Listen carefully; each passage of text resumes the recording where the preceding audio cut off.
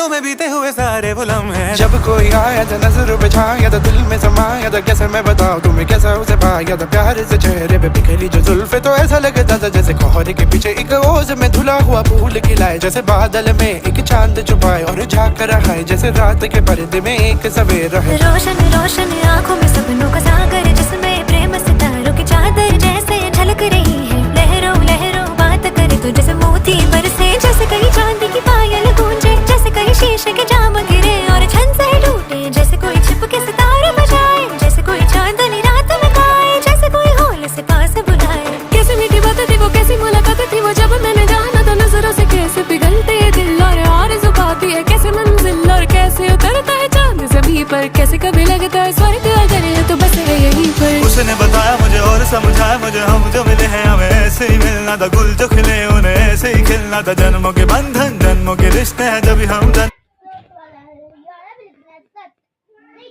यहाँ तक